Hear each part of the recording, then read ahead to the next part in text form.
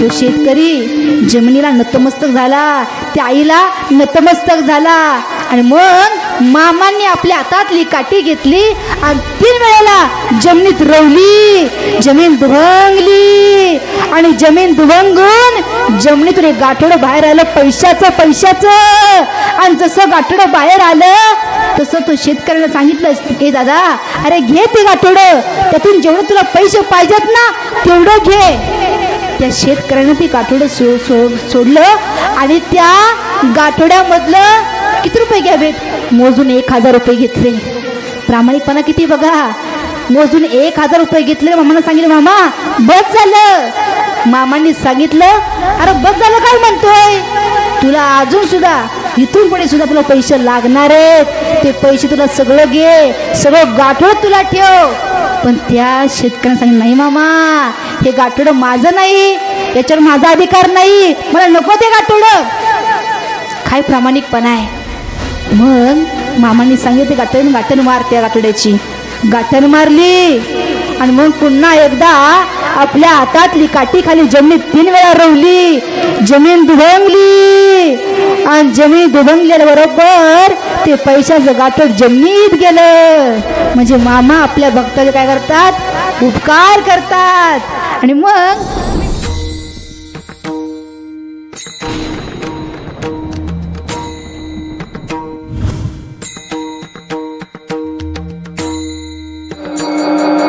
सगळ्यांनी कल्पना करायची आहे, प्रसंग डोळ्यासमोर आणायचा आहे. बघा, समजा तुम्ही एखाद्याच्या घरी गेला आणि घरी गेल्यानंतर त्यांचं कुत्र तुमच्या अंगात धावून आलेलं आहे. आजी कल्पना करा, कुत्र अंगावर धावून आलेलं आहे. आता तुम्ही काय करणार मावशी, तुम्ही काय करणार, हाड म्हणणार, बरोबर. बाबा तुम्ही काय करणार, दगड मारणार, बरोबर ना. मी सांगू का, माझं मत असं आहे, तुम्ही त्याला हाडही म्हणू नये आणि तुम्ही त्याला दगडही मारू नये. मग तुम्ही काय करावं, तुम्ही त्याच्या मालकाला आवाज द्यावा, ओ दादा, अहो बाहेर या, आवरा तुमच्या कुत्र्याला. मग ते मालक बाहेर येतील आणि म्हणतील, ए मोती, ए टॉमी, चल इकडे ये. अहो मालकानं नुसतं एवढं जरी म्हटलं ना तरी ते कुत्र मालकाच्या पायाजवळ जाऊन उभं राहतं. आता राहिली गरज मावशी हाड म्हणण्याची, बाबा दगड म्हणजे राहिली का, नाही, हाड माझी गरजही राहिली नाही आणि चावण्याची भीती राहिली नाही. कशामुळं, तुम्ही त्याच्या मालकाला आवाज दिल्यामुळं. तसं ज्या काळात भीती वाटते ना, तुम्ही त्या काळाच्या मालकाला हाक मारा, त्याच्या नावाचे पवाडे गा आणि तेच महाराज सांगतात अभंगाच्या प्रथम चरणात. त्या काळाची भीती बाळगायची गरज नाही, तुम्ही त्याच्या नावाचे पवाडे गा, भगवंताच्या नामाचे पवाडे गा. पवाडे म्हणजे काय, भजन. म्हणून भगवंताच्या भजनाची गोडी लागणं गरजेचं आहे. आणि भगवंताचं नामच पण चिंतन केल्यानंतर काय होतं, कळी काळ पाया पडे. बघा, म्हणून जीवनामध्ये प्रत्येक व्यक्तीची कदर करा, कारण हा जन्म पुन्हा मिळत नाही आणि एकदा गेलेली व्यक्ती पुन्हा भेटत नाही. कधी कधी महाराज असं होतं, एखादा झालेला आजार हा त्या गोळ्या औषधाने नाही बरा होत. एखादा झालेला आजार एखाद्या व्यक्तीने दिलेल्या शाब्दिक आधारानं, शब्दांच्या आधारानं बरा होतो. म्हणून आपल्या शब्दाला आधार नाही तर आधार हवा, आधार. म्हणून ज्या काळाची आपल्याला भीती वाटते ना, तो काळ आपल्या पायातून उभा राहतो. कळी काळ पाया पडे. तो कोण आहे, तो हा पंढरीचा राणा, पुसा साच वटराजना. तो पंढरपूरचा राजा आहे. आणि पुसा म्हणजे विचारा, 4 वेद, 6 शास्त्र, 18 पुराण यांचं मत असं आहे की तो पंढरपूरचा राजा आहे. बघा, सरपंच गावचा राजा, आमदार, तुम्ही रुसलाय का, तर नाराज आहे. तुम्हाला त्या कोणती योजना आली, लाडकी बहीण हप्ता मिळाला नाही, त्याचा नाही मिळाला का हप्ता लाडक्या बहिणीचा. महिला मंडळ नाही मिळाला का, नाही, माझ्याकडे आयडिया आहे. ज्यांना लाडक्या बहिणीचा हप्ता मिळाला नाही त्यांना एक काम करायचं, त्यानं मलाच मुख्यमंत्री करायचं. म्हणजे मी बरोबर हप्ता सोडणार. फक्त असं टेन्शन घेऊन बसू नका, असं फ्रेश बसा. कीर्तनात माणसानं कसं गुलाबाच्या फुलाचा टवटवीत बसावं, ही बसले त्या सूर्यफुलात असे. जणू काय कशाचं टेन्शन आलंय, पाऊस नाही म्हणून आलाय का आणखीन डोंगर भागात राहतोय म्हणून आले, कशाचं आलंय कुणास ठाऊक. अहो आनंद पाहिजे. मामांचं मंदिर आपल्या गावामध्ये तयार झालेलं आहे. आनंद पाहिजे हो. आणि माणसाचं जीवन कसं जगलं पाहिजे, आनंदात जगलं पाहिजे. कसं हॅप्पी लाईफ जीवन जगायचं, टेन्शन घेऊन बसायचं नाही, फ्रेश बसायचं कीर्तनात. कसं आणि हसायचं म्हणजे असं नाही हसायचं, थोडं स्माईल नाजूक कीर्तन करायला वक्त्याकडं बघून व्यवस्थित बोलता यावं असं बसायचं. आता मी विचारलेल्या प्रश्नाची उत्तरं देणार ना पोरांनो, देणार ना? आता मला सांगा, तुम्ही लस लहान आहे, तुम्हाला काहीच नाही कळणार. बरं, सरपंच गावचा राजा, आमदार तुम्ही सांगा, तालुक्याचा राजा, खासदार जिल्ह्याचा राजा, मुख्यमंत्री महाराष्ट्राचा राजा, पंतप्रधान देशाचा राजा. पण या जगाचा राजा जर कोण असेल ना तर तो पांडुरंग परमात्मा, म्हणजे आपले श्री संत सद्गुरु बाळूमा आहेत. बोला बोला.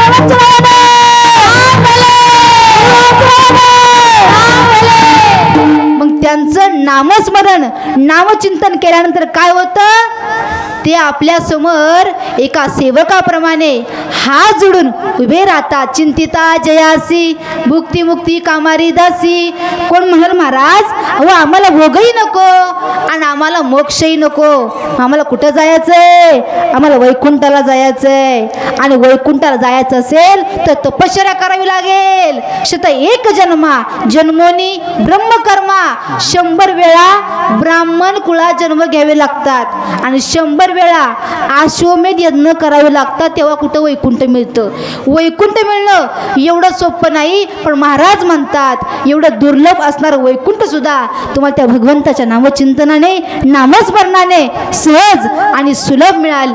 आणि मग आपलं आयुष्य ही अशी ट्रेन आहे जी जन्मापासून मृत्यूपर्यंत अनेक स्टेशनावर जाऊन थांबते, पण आपल्याला आपल्या आयुष्याच्या अनुभवाचं तिकीट घेण्यासाठी प्रत्येक प्लॅटफॉर्मावर आपल्याला उतरायला भाग पडते.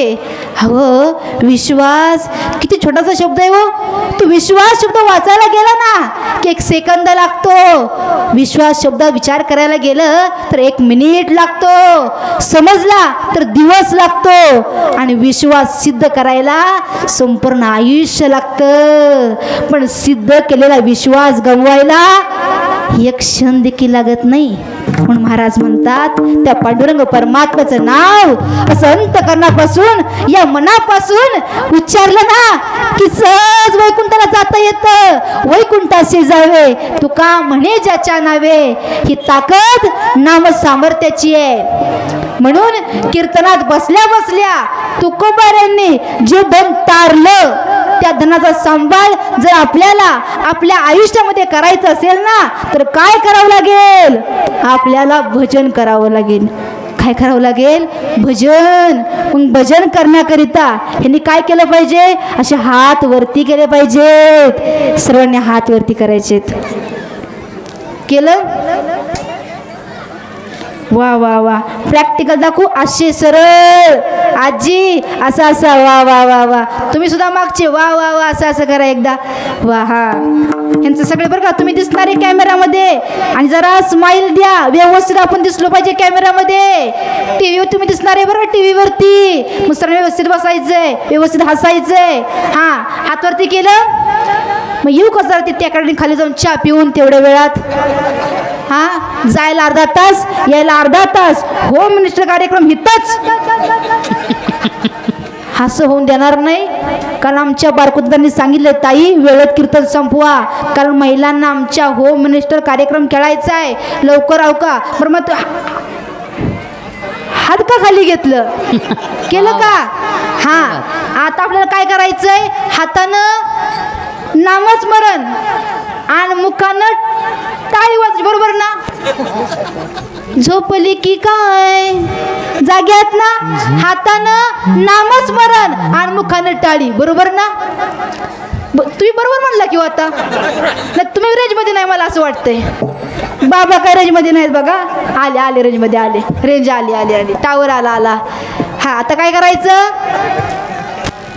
हातानं मुखानं विठोबा रखुमाई, विठोबा रखुमाई, विठोबा रखुमाई, विठोबा रखुमाई, विठोबा रखुमाई, विठोबा रखुमाई, विठोबा रखुमाई, रखुमाई, विठोबा रखुमाई, विठोबा रखुमाई, विठोबा रखुमाई, विठोबा रखुमाई, विठोबा रखुमाई, हरी जय विठोबा रखुमाई, विठोबा रखुमाई, विठोबा रखुमाई, विठोबा रखुमाई, विठोबा रखुमाई, विठोबा रखुमाई, विठोबा रखुमाई, विठोबा रखुमाई, जय विठोबा रखुमाई, विठोबा हरी रखुमाई, जय विठोबा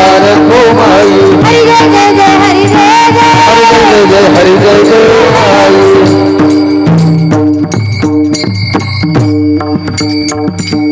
केलं नामस्मरण. मग हात घ्या खाली आता. कधीच झाले का? हा ते दिसायचे चष्मा लागला काय तो वयामानानुसार. मी म्हटलं हात वरच आहेत काय. अहो आजी 2 मिनटं आपल्या त्या भगवान परमात्म्याचं भजन चिंतन आपल्याकडं होत नाही. कसा देव तुम्हाला त्या 15 तारखेच्या काळापासून वाचवायचा हो? नाही नाही, त्या भगवान परमात्म्याला आपण भावनेनं गायलं पाहिजे. त्याचं भजन चिंतन नामस्मरण केलं पाहिजे. आपण सुंदर त्या पांडुरंग परमात्म्याचं भजन करणार आहोत. सर्वांनी हात होते करून भजन करायचे. केलं का? तर जास्त वेळ नाही बरं का, थोडा वेळ. हां करा करा. केलं? वा वा. तुलेल हरी का नाम विठ्ठल पांडुरंगा, तुलेल हरी का नाम विठ्ठल पांडुरंगा, तुलेल हरी का नाम विठ्ठल पांडुरंगा, तुलेल हरी का नाम विठ्ठल पांडुरंगा, तुलेल हरी का नाम विठ्ठल पांडुरंगा, तुलेल हरी का नाम विठ्ठल पांडुरंगा, तुलेल हरी का नाम विठ्ठल पांडुरंगा, विठ्ठल पांडुरंगा, विठ्ठल पांडुरंगा, तुलेल हरी का नाम विठ्ठल पांडुरंगा, तुलेल हरी का नाम विठ्ठल पांडुरंगा, तुलेल हरी का नाम विठ्ठल पांडुरंगा, तुलेल हरी का नाम विठ्ठल पांडुरंगा.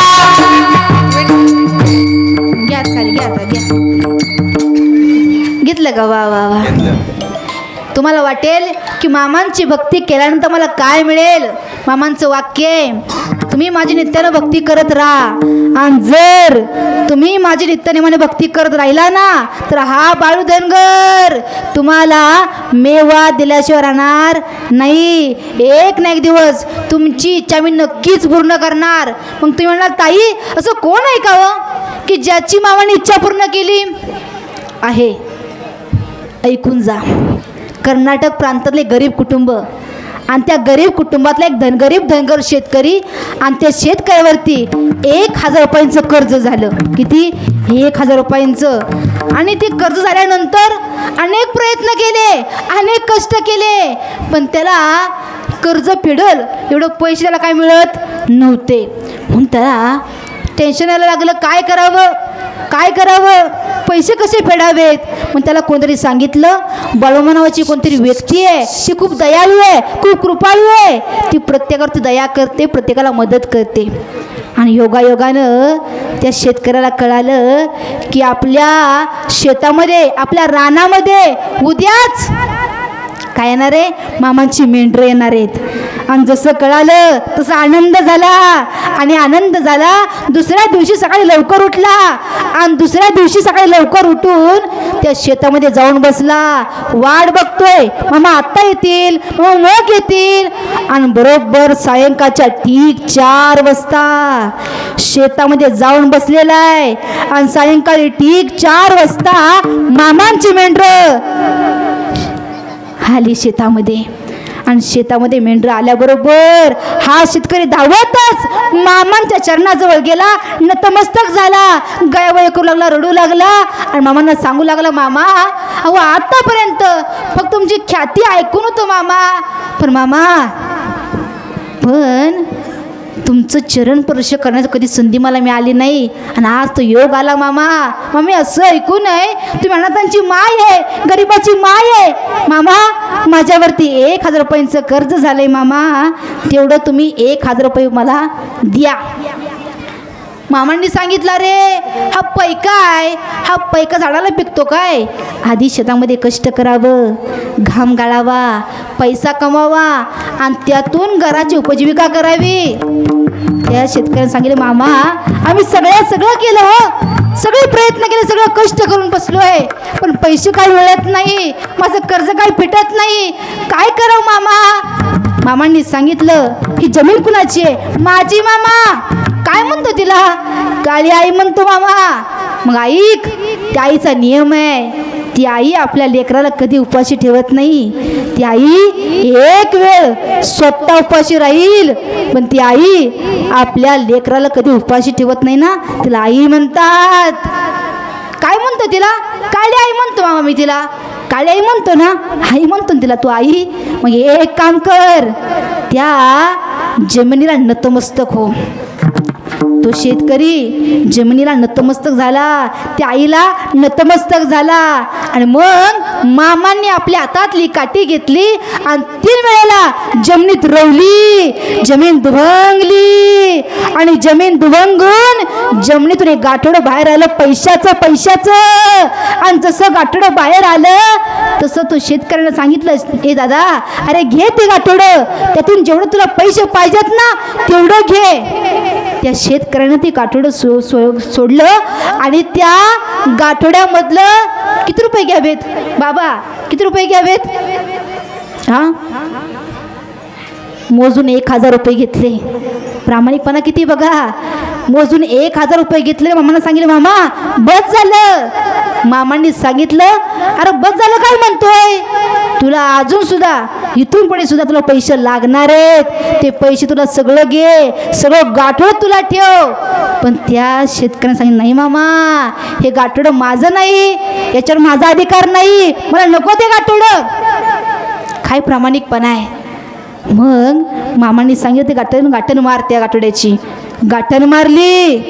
आणि मग पुन्हा एकदा आपल्या हातातली काठी खाली जमिनीत 3 वेळा रोवली.